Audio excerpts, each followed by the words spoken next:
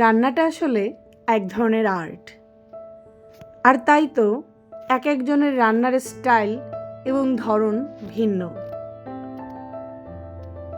এই ভিন্নতার কারণেই এক একজনের হাতের রান্না খেতে এক এক রকম লাগে, যতই সেটা একই জিনিস দিয়ে করা হোক। আজকে আমার রেসিপি আলু টমেটো দিয়ে রুই মাছের ঝোল। যদিও খুব সহজ রান্না, তবে আমি করেছি আমার স্টাইলে। আসসালামু আলাইকুম, কেমন আছেন সবাই?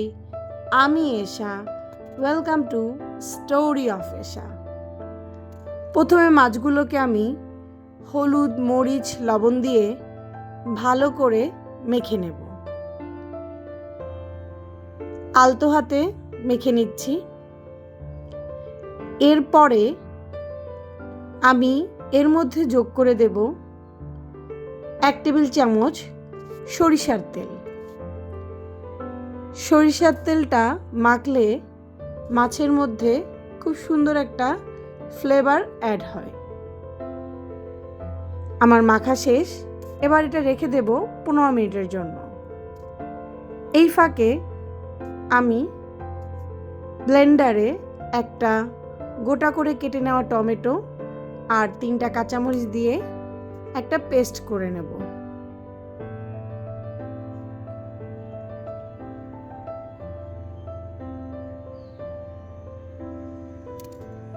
আরও একটা পেস্ট করে নেব। সেখানে দেব 3-4 কোয়া রসুন, ছোট এক টুকরো আদা এবং 1 চামচ জিরা, গোটা জিরা দিয়েছি। হালকা পানি দিয়ে খুব ভালো করে ব্লেন্ড করে নিয়েছি। আর আলু কেটে নিয়েছি 2টো মাঝারি সাইজের। পটেটো ওয়েজেস যেভাবে কাটি আমি সেভাবে কেটেছি। এবার ফ্রাইং প্যানে দিয়ে দিচ্ছি সরিষার তেল, দিয়ে মাছগুলো এক এক করে দিয়ে ভালো করে ভেজে নেব। মোটামুটি লালচে করে ভেজে নেব, একদম কড়কড়া ভাজবো না। আমার কাছে মনে হয় এতে করে মাছের স্বাদটা চলে যায়। ব্যাস, আমার সবগুলো মাছ ভাজা হয়ে গেছে। দেখেই বুঝছেন খুব বেশি লালচেও না করে ভেজে নিয়েছি। এবার তেলের মধ্যেই দিয়ে দেব 2টো তেজপাতা আর 3টা শুকনা মরিচ। হালকা ভেজে তার মধ্যে দিয়ে দেব পেঁয়াজ কুচি। পেঁয়াজ কুচিটা হালকা ব্রাউন করে ভেজে নেব। তার মধ্যে দিয়ে দেব প্রায় 2 টেবিল চামচ পেঁয়াজ বাটা এবং আমি যে আদা রসুন জিরার পেস্টটা করে রেখেছিলাম সেটা। এবার সব কিছু খুব ভালো করে কষিয়ে নিয়েছি। তার মধ্যে দিয়ে দিলাম পরিমাণ মতো লবণ। এবার আরেকটু সময় নিয়ে কষাবো। আসলে এটা বলার কিছুই নেই, যত সময় নিয়ে কষাবেন এবং কাঁচা মশলার ঘ্রাণটা চলে যাবে ততই খেতে ভালো লাগবে। কষানোর পর দিয়ে দিলাম টমেটো আর কাঁচামরিচের পেস্টটা। এই টমেটো আর কাঁচামরিচের পেস্টের কারণে ঝোলটা খেতে লাগবে দুর্দান্ত।